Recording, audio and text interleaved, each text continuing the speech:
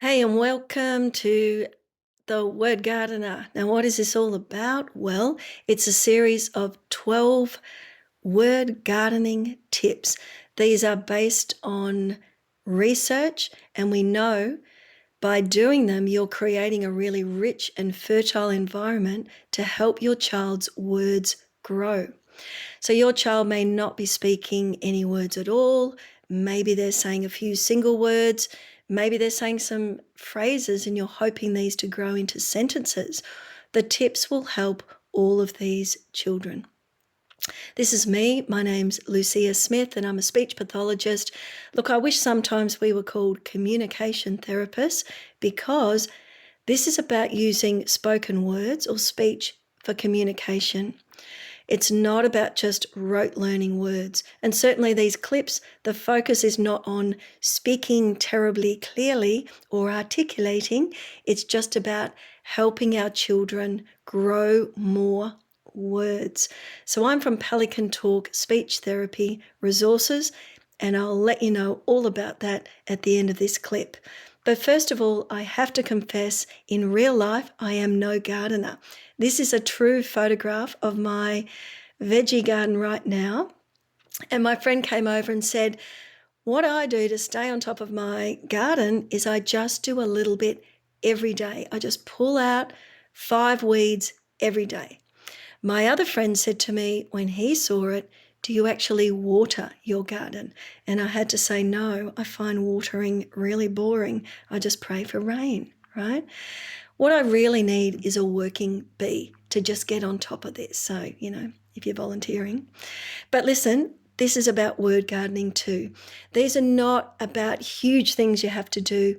It's little strategies, little tweaks to your behavior, the way you're interacting with your child, maybe the questions you're asking throughout the day. Little changes can make really big differences.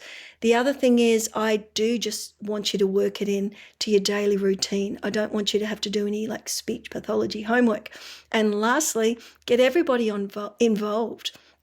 Daycare, preschool, school, kinder, grandma, grandpa, the neighbour over the back fence, whoever is living or interacting with your child, please share these tips. So you can share the downloadable tip sheet, so you can even put a link to these on your socials so everybody is aware of them, or you can actually just share the YouTube clips, of course.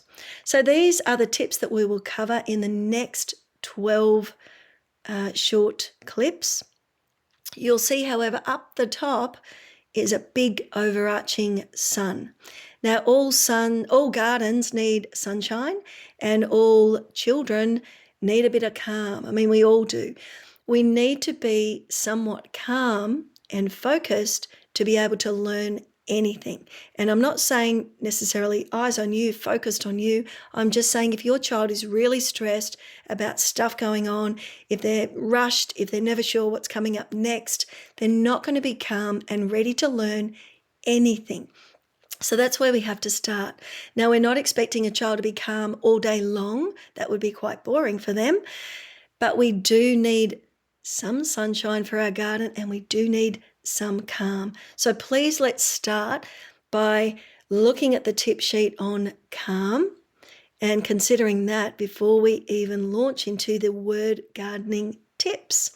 Alrighty, so this is where you can find all the tips, whether you like to read them or watch them, but feel free to share them.